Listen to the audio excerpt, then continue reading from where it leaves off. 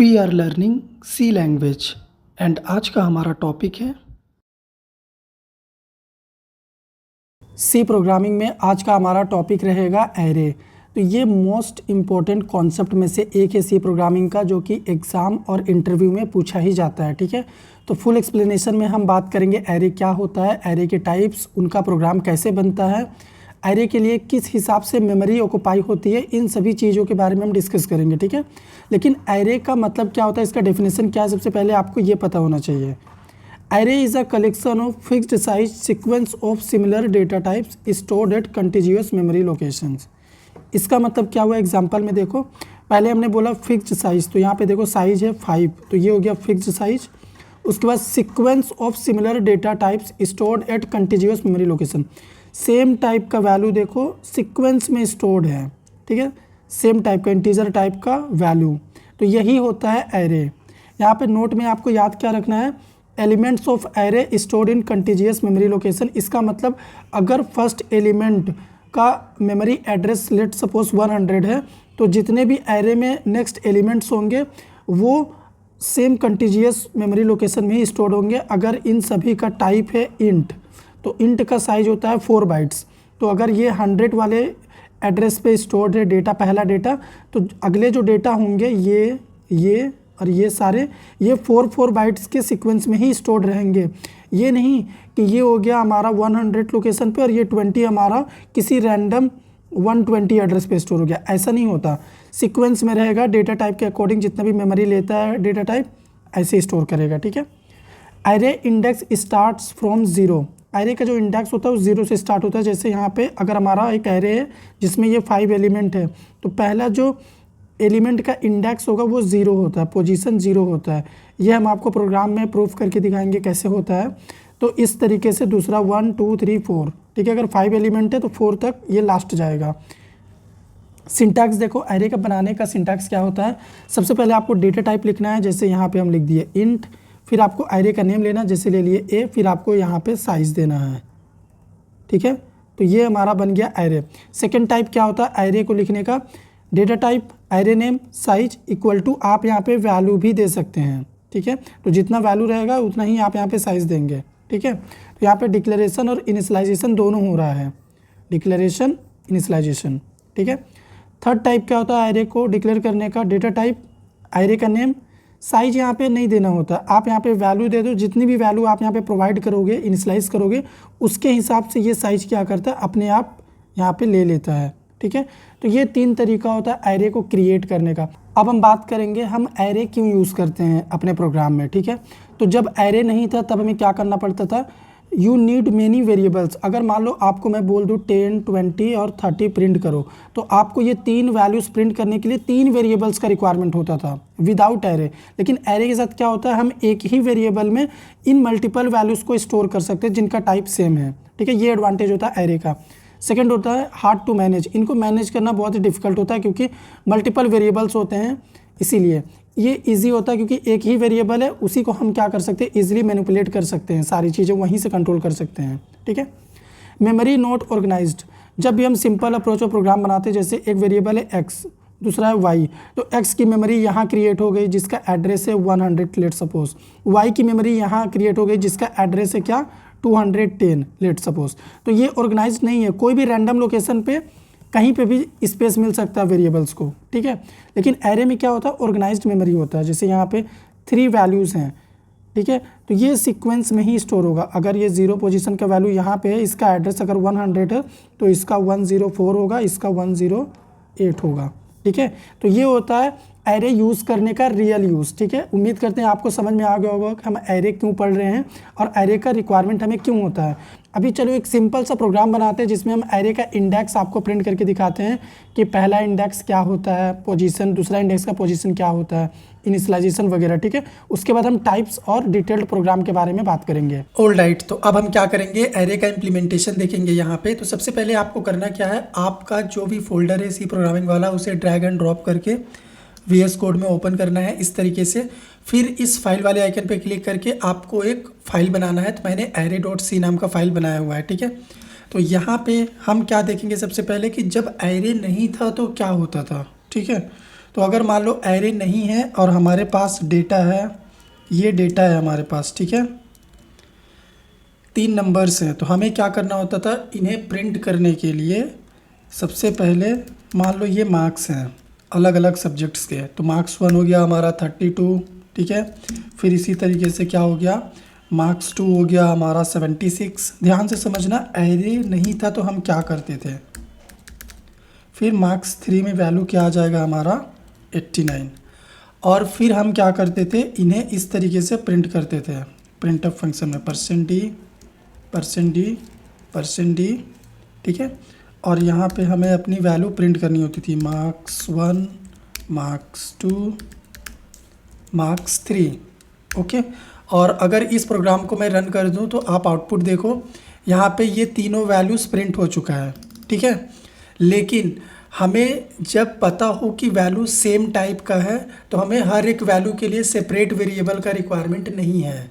हम क्या करेंगे, इसको कट कर देंगे, इस अप्रोच का नीड हमें नहीं है। हमारे पास सिंपल एक ही वेरिएबल रहेगा, एरे वेरिएबल्स, और हमें पता है 3 सब्जेक्ट का मार्क्स है तो इसका साइज़ यहाँ पे 3 डिफाइन कर देंगे, और यहाँ पे जो भी डेटा है हम क्या करेंगे, उस डेटा को यहाँ पे लिख देंगे। तो ये बन गया हमारा एरे। अब इस एरे को प्रिंट करने के लिए हमें क्या करना पड़ेगा, इस प्रिंटफ का नीड नहीं होगा, यहाँ पे हमें चाहिए होगा एक फॉर लूप, ओके। तो फॉर लूप में काम क्या रहेगा, फॉर लूप में एक वेरिएबल होगा i जिसकी वैल्यू 0 से स्टार्ट करेंगे क्योंकि एरे 0 से स्टार्ट होता है, ठीक है। तो ये कहाँ तक जाएगा, ये <3 तक जाएगा, उसके बाद प्लस प्लस i कर देंगे, और इस प्रिंटफ में आएंगे, यहाँ पे बस एक बार लिखेंगे %d, उसके बाद मार्क्स ऑफ i, बस। अगर इस कोड को मैं रन करूँगा ना गाइस, तो आप देखना सेम आउटपुट आएगा। ये देखो वैल्यू स्पेस में नहीं आ रहा है, तो हम क्या करते हैं, स्लैशन लगा देते हैं ताकि न्यू लाइन में आए, और अपने कंसोल को क्लियर कर देते हैं। तो अभी अगर मैं कोड को रन करूँ तो ये देखो, ये तीनों वैल्यूज़ प्रिंट हो चुका है, तो एक ही वेरिएबल्स का रिक्वायरमेंट हुआ हमें। तो यहाँ पे एरे में जितना डेटा है उतना साइज हम पहले से ही डिफाइन कर दे रहे हैं। अगर मान लो यहाँ पे हम वैल्यू बढ़ा देते हैं तो हमें मैनुअली यहाँ पे साइज बढ़ाना पड़ेगा, तो हम तो ऐसा नहीं चाहते, हम चाहते हैं कि हम वैल्यू बढ़ाते जाएं और डायनेमिकली ये साइज़ हमारा पिक हो जाए, ठीक है। तो उसके लिए हमें एक छोटा सा यहाँ पे कोड और करना पड़ेगा, एक लाइन का कोड, ताकि हम डायनेमिकली क्या करें, साइज को गेट कर पाए। तो यहाँ पे एक साइज वेरिएबल होगा अपने पास जिसमें हम एरे का साइज इस डेटा के हिसाब से कैलकुलेट करके इस वेरिएबल में स्टोर करेंगे। तो सबसे पहले हमें टोटल एरे का साइज पता करना होगा, ठीक है। तो अपने पास साइज ऑफ ऑपरेटर है, तो यहाँ पे क्या करेंगे, अपना एरे डाल देंगे। साइज ऑफ क्या करेगा, हमारे एरे का टोटल साइज में बताएगा बाइट्स में, ठीक है। तो टोटल साइज को अगर हम डिवाइड कर दें, टोटल साइज को अगर हम डिवाइड कर दें एरे के एक साइज से, जैसे यहाँ पे हमारा ये एरे है, एरे का कोई भी एक एलिमेंट उठाओ उसके साथ डिवाइड कर दो, तो यहाँ पे साइज कैसे कैलकुलेट होगा, देखो एरे में कितने एलिमेंट्स है, 4 एलिमेंट्स है, और इंटीजर टाइप का है। तो ये क्या करेगा, ये टोटल एरे का साइज कैलकुलेट करेगा, तो ये आएगा 16 बाइट्स, ठीक है, 16 बाइट्स डिवाइड, ये क्या करेगा, साइज ऑफ एरे का फर्स्ट एलिमेंट, तो फर्स्ट एलिमेंट ये है तो इसका साइज सिर्फ ये बताएगा, तो एक एलिमेंट का साइज हो जाएगा कितना, 4 बाइट्स। तो अगर हम लोग इसको कैलकुलेट करेंगे तो ये क्या रिटर्न करेगा, 4। तो 4 एलिमेंट्स ही है हमारे एरे में, तो साइज में आ गया 4। अब हमें क्या करना है, बस ये साइज यहाँ पे लिख देना है, तो ये क्या करेगा, अपने आप यहाँ पे साइज पिक करके उतना दूर तक लूप चलाएगा और एरे का डेटा प्रिंट कर देगा। ये देखो 4 एलिमेंट्स प्रिंट हो चुका है, यही 4 एलिमेंट्स है। अगर इसमें हम एलिमेंट्स बढ़ाते जाएं, जितना मेरा मन करेगा मैं बढ़ा दूं, कोई दिक्कत नहीं है, मैंने बढ़ा दिया, और देखो ये अपने आप साइज पिक कर लेगा, ये देखो, ठीक है। अब यहाँ पे एक और इंटरेस्टिंग चीज़ आपको बताते हैं कि अगर मान लो मुझे ये 56 एक्सेस करना है, सिर्फ और सिर्फ 56 को मुझे टारगेट करना है, तो हम क्या करेंगे, प्रिंटफ में आएंगे, यहाँ पे लिखेंगे %d, एरे का इंडेक्स 0 से स्टार्ट होता है, तो ये हो गया 0 पोजीशन का एलिमेंट, ये 1 पोजीशन 2 3, तो एरे के 3 वाले इंडेक्स पे क्या है हमारा 56 है। तो यहाँ पे अगर मैं मार्क्स लिखूँ और 3 कर दूँ तो हमें क्या होगा, हमारा सर्चिंग एलिमेंट मिल जाएगा। ये देखो 56 ये प्रिंट कर दिया। तो इस तरीके से आप इंडेक्सिंग करके किसी भी पर्टिकुलर एलिमेंट को टारगेट करके भी गेट कर सकते हो। और हमने लूप के थ्रू आपको बताया कि कैसे इसको हम लोग प्रिंट कर सकते हैं। और एरे कितना यूज़फुल होता है कि अगर आपको पता है कि आपका डेटा का टाइप सेम है तो आप एक वेरिएबल बनाओ और उसी में सारे वैल्यूज़ को स्टोर कर दो। ठीक है, तो ये हो गया बेसिक प्रोग्राम एरे का। अभी चलो हम टाइप्स डिस्कस करते हैं, उसके बाद एडवांस प्रोग्राम बनाएंगे। ओके, तो यहाँ पे जो एरे का टाइप्स होता है, पहला होता है 1 डायमेंशनल, सेकेंड हो गया 2 डायमेंशनल 2D एरे, थर्ड हो गया मल्टी डायमेंशनल। तो इसका सिंपल अप्रोच ये होता है कि 1 डायमेंशनल में वैल्यू ऐसे दिखेगा, ठीक है। 2 डायमेंशनल में वैल्यू मैट्रिक्स के फॉर्म में दिखेगा ऐसे। और मल्टी डायमेंशनल में कॉम्प्लेक्स मैट्रिक्स को ही मल्टी डायमेंशनल बोलते हैं, यानी 3D 4D ये सब। ठीक है, तो 1D एरे देखो ये क्या होता है, this is the simplest form of an array, store list of data in a single row. ये देखो सिंपल, और कुछ नहीं करना है। ठीक है, तो हम एरे का ऑपरेशंस आपको परफॉर्म करके अब दिखाएंगे, जिसमें हमारे पास एक एरे होगा, उसकी वैल्यू को हम एक्सेस करेंगे, फिर उसमें वैल्यू इंसर्ट करेंगे एरे में, और एरे से वैल्यू डिलीट करेंगे, और एरे की वैल्यू को सर्च करके टेस्ट करेंगे वो एरे में अवेलेबल है या फिर नहीं। तो ये कॉमन सा ऑपरेशन चलो परफॉर्म कर लेते हैं, उसके बाद हम लोग क्या करेंगे, 2D एरे का बात करेंगे। ओके, तो सबसे पहले हम लोग क्या करते हैं, एरे में एलिमेंट प्रेजेंट है कि नहीं वो पता करते हैं, यानी सर्चिंग ऑपरेशन परफॉर्म करके देख लेते हैं। तो पहला काम जो हमें करना पड़ेगा, हमें प्रिंटफ में एक मैसेज पास करना पड़ेगा। मैसेज क्या होगा, एंटर सर्चिंग एलिमेंट। ठीक है, फिर हम क्या करेंगे, हमें जो भी एलिमेंट सर्च करना है हम उसको इनपुट करेंगे। तो यहाँ पे हमें लिखना पड़ेगा %d एड्रेस ऑफ सर्च। तो ये सर्च वेरिएबल हमें क्या करना पड़ेगा, डिक्लेयर करना पड़ेगा। हमने इसे डिक्लेयर नहीं किया है, तो यहाँ पे क्या करते हैं, इंट सर्च वेरिएबल बना लेते हैं। तो अभी तक के कोड में हमने क्या किया हुआ है, हमारे पास एक एरे है और हम लोग क्या कर रहे हैं, जब प्रोग्राम को रन करेंगे तो कंसोल पे एक वैल्यू सर्च करेंगे, इनपुट करेंगे, और जो भी वैल्यू यहाँ पे इनपुट करेंगे हम लोग चेक करेंगे क्या वो वैल्यू इस एरे में है या फिर नहीं। अगर है तो हमें बता दो हाँ है, नहीं है तो बोल दो नहीं है। ठीक है, तो फॉर लूप होगा अपने पास, क्योंकि एरे है, मल्टीपल वैल्यू है, हमें एरे को ट्रैवर्स करना है, from the starting to ending जाके पता करना है, तभी तो पता चलेगा कि इसमें वो डेटा है जो हम खोज रहे हैं या फिर नहीं है। तो यहाँ पे अपने पास लूप वेरिएबल आई होगा जिसकी वैल्यू 0 से स्टार्ट होगी, ये <5 तक जाएगा, प्लस आई। तो सिंपल सी इफ़ की कंडीशन होगी, क्योंकि हम सर्च कर रहे हैं। ठीक है, एरे का जो नेम है ना ERR कर देते हैं, कि हम लोग देखेंगे हमारे एरे में अगर वो वैल्यू है जो हम सर्च कर रहे हैं तो हमें बोल दो कि हाँ डेटा प्रेजेंट है। तो यहाँ पे क्या करेंगे, हमारे पास एक और वेरिएबल रहेगा फाउंड नाम का। इनिशियली इसकी वैल्यू 0 रहेगी, लेकिन जैसे ही सर्चिंग डेटा हमें मिल जाएगा तो हम लोग क्या करेंगे, उसकी वैल्यू यहाँ पे 1 कर देंगे, फाउंड की वैल्यू 1 कर देंगे, और प्रोग्राम को यहीं पे ब्रेक लगा के टर्मिनेट कर देंगे। ठीक है, और इस लूप के बाहर आएंगे, सिंपल सी एक कंडीशन और बाइंड करेंगे कि अब तो हमें पता चल गया है कि एरे में एलिमेंट है, तभी तो फाउंड की वैल्यू 1 है। तो यहाँ पे सिंपल, अगर फाउंड की वैल्यू 1 बता रहा है, इसका मतलब हमारे एरे में वो वैल्यू है। तो यहाँ पे क्या बोलेंगे हम लोग,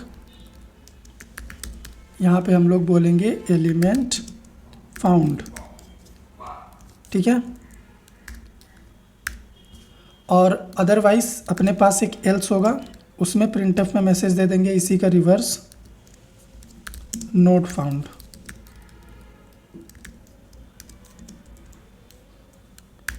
ठीक है, तो उम्मीद करते हैं आपको ये कोड हमारा समझ में आया होगा। अभी चलो हम लोग क्या करते हैं, इस कोड को रन करते हैं। तो यहाँ पे कोड हमारा रन हो चुका है, एंटर सर्चिंग एलिमेंट। अगर मान लो मैं यहाँ पे एलिमेंट इनपुट कर दूँ 100, तो बोलो ये आउटपुट में क्या बोल रहा है, नोट फाउंड। अब अगर मैं कोड को फिर से रन कर दूँ, ठीक है, और इस बार मैं एलिमेंट्स ये 89 में सर्च कर रहा हूँ यहाँ पे। ठीक है, तो देखो यहाँ पे बोल रहा है एलिमेंट फाउंड। इसका मतलब ये हमारा प्रोग्राम बिल्कुल सही है, जिसमें हम लोग ये चेक कर रहे हैं कि जो भी डेटा हम सर्च कर रहे हैं वो हमारे इस एरे में प्रेजेंट है कि नहीं। तो एरे आई को हम लोग अपने इनपुट डेटा के साथ कंपेयर करें, क्योंकि एरे आई में हमारा ये सारा वैल्यू आ रहा है। ओके जब आई का वैल्यू 0 रहेगा तो हम लोग 34 के साथ अपने इस डेटा को कंपेयर करेंगे। जब आई का वैल्यू बढ़ करके 1 हो जाएगा तो हम लोग 76 के साथ इस वैल्यू को कंपेयर करेंगे। इसी तरीके से आई का वैल्यू बढ़ता जाएगा और हम अपने सारे वैल्यू के साथ अपने इस सर्चिंग आइटम को कंपेयर करेंगे। ठीक है, तो ये हमारा सर्चिंग का कोड हो गया। अभी आपके लिए मैं होमवर्क क्या रख रहा हूँ यहाँ पे, आपको क्या करना है एज अ होमवर्क, आपको फाइंड करना है मिनिमम एलिमेंट ऑफ एरे, ठीक है, मैक्सिमम एलिमेंट ऑफ एरे, ठीक है, एरे में एलिमेंट इंसर्ट करना है, ये प्रोग्राम आपको बनाना है। एरे का एलिमेंट डिलीट करना है, डिलीट एलिमेंट फ्रॉम एरे, ठीक है। ये 4 प्रोग्राम आपको बनाना है। सबसे पहला प्रोग्राम हमें क्या करना है, मिनिमम डेटा फाइंड करना है, ओके। फिर सेकेंड प्रोग्राम आपको क्या बनाना है, मैक्सिमम डेटा फाइंड करना है एरे का, ओके। थर्ड प्रोग्राम आपको बनाना है कि आपको एरे में डेटा इंसर्ट करना है। और लास्ट जो प्रोग्राम आप बनाओगे उसमें आप एरे से एलिमेंट डिलीट करोगे। तो ये सिंपल सा टास्क है आपका। अब चलो हम लोग क्या करते हैं, हम लोग 2D एरे पढ़ते हैं कि 2D एरे क्या होता है और उसको कैसे इम्प्लीमेंट करेंगे। अब हम बात करते हैं 2D एरे, इसे कैसे क्रिएट करेंगे हम अपने प्रोग्राम में। 2D array looks like a table with row and column, ठीक है, मैट्रिक्स के फॉर्म में होता है। ये देखो लिखने का तरीका, अगर हम लिखते हैं ARR 3 4, इसका मतलब 3 रो 4 कॉलम का मैट्रिक्स में बनाना चाह रहा हूँ और उसमें एरे का डेटा रहेगा। तो यहाँ पे देखो ये हो गया हमारा 0 1 2 रो और ये हो गया हमारा कॉलम 0 1 2 3 कॉलम। तो यहाँ पे अगर हमारा डेटा रखा हुआ, ठीक है, यहाँ तो मैंने इंडेक्स का पोजीशन ही रख दिया है, लेकिन यहाँ पे हमारा रियल वैल्यू होगा। तो अगर मैं आपको बोलूँ कि एरे 1 और 2 का वैल्यू प्रिंट करो, इस इंडेक्स पे जाओ, तो एरे 1 ये हो गया, रो से स्टार्ट करेंगे तो 1 ये हो गया और कॉलम का 2 ये हो गया, ठीक है। तो यहाँ पे आएंगे हम, यहाँ से यहाँ आएंगे, ये हो गया 1 2। तो यहाँ पे जो भी वैल्यू रहेगा, लेट सपोज यहाँ पे 50 है, ठीक है, तो ये 50 प्रिंट होगा, ठीक है।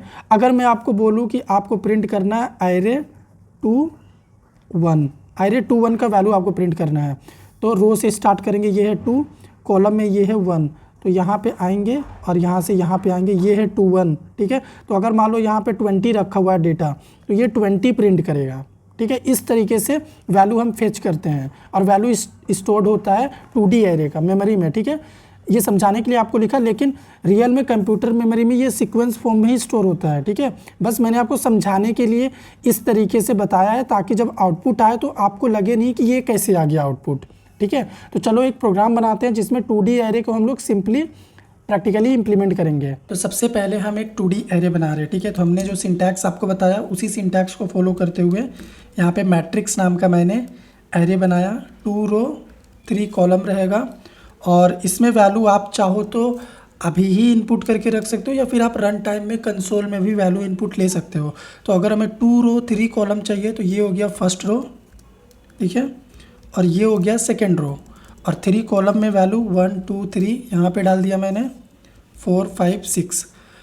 तो हम क्या करते हैं, रन टाइम में वैल्यू इनपुट कैसे लेते हैं एरे में, हम आपको ये सिखा देते हैं, ठीक है। तो इस प्रोग्राम में हम लोग क्या करेंगे, अपने कंसोल में डेटा इनपुट करवाएंगे यूज़र से। तो हमारे पास मैट्रिक्स है और हमें कितना रो कितना कॉलम्स का चाहिए, 2 रो रहेगा, रो का वैल्यू 2 रहेगा और कॉलम का वैल्यू क्या रहेगा 3, ठीक है। अब यहाँ पे हमारे पास नेस्टेड फॉर लूप होना चाहिए अगर हम लोग काम कर रहे हैं मैट्रिक्स के ऊपर या फिर एरे के ऊपर। फॉर लूप तो रहेगा, लेकिन अगर वो 2D मैट्रिक्स है, 2D एरे है, तो नेस्टेड फॉर लूप रहेगा। अगर वो 1D एरे है तो एक सिंपल सा फॉर लूप में भी काम हो जाता है, जैसे हमने प्रीवियस देखा, ठीक है। तो इसमें क्या करेंगे, सबसे पहले एक प्रिंटफ में मैसेज पास करते हैं। यहाँ पे सिंपल यहाँ पे बोलेंगे एंटर एरे एलिमेंट्स, ठीक है।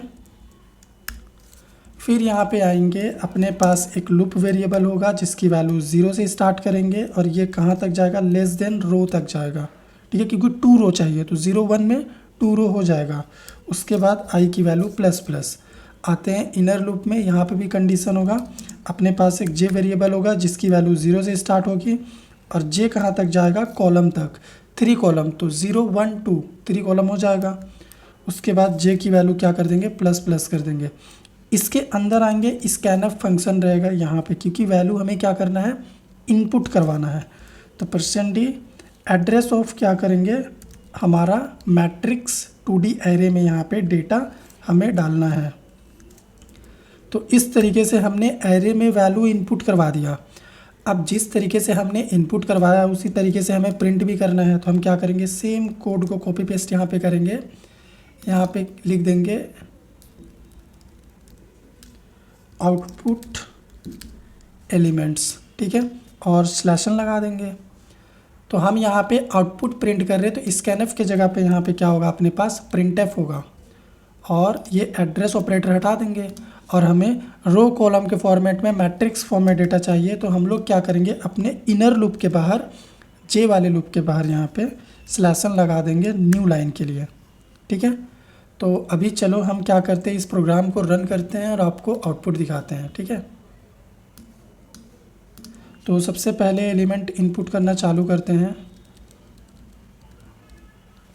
तो यहाँ पे ये हमारा आ चुका है वैल्यू, लेकिन ये आपको अभी अच्छा से नहीं दिख रहा होगा। तो हम लोग क्या करते हैं, इसमें ये अननेसेसरी स्पेस हटा देते हैं, यहाँ पे स्पेस डाल देते हैं, और अब प्रोग्राम को सेव करते हैं, कंसोल को क्लियर रखते हैं। ऑल राइट, तो यहाँ पे हमें वैल्यू इनपुट करने के लिए बोला जा रहा है, तो वैल्यू इनपुट करते हैं। तो यहाँ पे देख लो, हमारा 2 रो 3 कॉलम्स का मैट्रिक्स में एलिमेंट प्रिंट हो चुका है, ठीक है। ओके, तो चलो अभी हम लोग क्या करते हैं, जो प्रोग्राम हमने बनाया उसे ड्राई रन कर लेते हैं। तो हमने इनपुट में इस तरीके से वैल्यू प्रोवाइड किया था 10, 20, 30, 40, ठीक है, और हमें आउटपुट इस तरीके से मिला था। तो ये कैसे मिला था, हमारे पास 2 लूप था। तो ये वाला जो लूप दिख रहा है ये है हमारा रो, ठीक है, ये वाला जो लूप है ये हमारा कॉलम के लिए लूप है, ठीक है। तो सबसे पहले i का वैल्यू 0 है, तो यहाँ पे मैं कमेंट में लिख देता हूँ i 0 है। 0<2 कंडीशन ट्रू, यहाँ पे लिखते हैं 0<2 कंडीशन ट्रू। हम लूप के अंदर आ गए। यहाँ पे j का वैल्यू क्या है, 0 है, j का वैल्यू 0 है। तो यहाँ पे कंडीशन देखेंगे, क्या यहाँ पे हमारा 0<2 है, कंडीशन यहाँ पे भी ट्रू है। तो क्या होगा, एरे ij प्रिंट होगा। ij का वैल्यू 0, 0 है, तो 0, 0 पे क्या है, 10 है, तो यहाँ पे 10 प्रिंट किया, ठीक है। फिर क्या हुआ, j का वैल्यू इंक्रीज कर गया, ठीक है। तो j का वैल्यू इंक्रीज करके यहाँ पे क्या हो गया, 1। तो कंडीशन देखेंगे, क्या 1<2 है, कंडीशन अभी भी ट्रू है। तो क्या होगा, यहाँ पे एरे 1 0 प्रिंट होगा। ये हो गया हमारा i है ना, ये i। तो एरे 0, i का वैल्यू 0 है अभी भी, और एरे j के जगह पे 1 रहेगा। तो 0, 1 पे कौन सा वैल्यू है, ये हो गया हमारा 0 और ये 1, तो यहाँ पे 20 है, तो अभी यहाँ पे 20 प्रिंट होगा, ठीक है। फिर क्या होगा, j का वैल्यू बढ़ गया, ये हो गया 2। क्या 2<2 है, कंडीशन हो गया फॉल्स। जैसे कंडीशन फॉल्स हो गया, ये लूप टर्मिनेट कर जाएगा, ये नहीं चलेगा। फिर क्या होगा, हम नेक्स्ट लाइन पे आ जाएंगे, कंट्रोल यहाँ पर है, और हम आउटर लूप में वापस चले जाएंगे। तो i का वैल्यू बढ़ेगा अब, ठीक है। तो यहाँ पे ये हो गया 1। कंडीशन देखेंगे, क्या ये हमारा 1<2 है, कंडीशन ट्रू है। जब कंडीशन ट्रू है तो यहाँ पे आएंगे। तो यहाँ पे क्या होगा, अभी स्टार्टिंग में j का वैल्यू 0 है, ठीक है, यहाँ पे j का वैल्यू 0 है। तो यहाँ पे हम लोग एरे ij प्रिंट कर रहे हैं। तो i का वैल्यू है 1, j का वैल्यू है 0। तो i का वैल्यू 1 ये रहा, j का वैल्यू 0 ये रहा। तो ये 30 प्रिंट करेगा। फिर क्या होगा, प्रिंट करने के बाद j++, तो j का वैल्यू अभी क्या हो गया, 1 हो गया, ठीक है। तो यहाँ पे अब वापस आएंगे, ij प्रिंट करेंगे। तो i का वैल्यू भी 1 है, j का वैल्यू भी 1 है।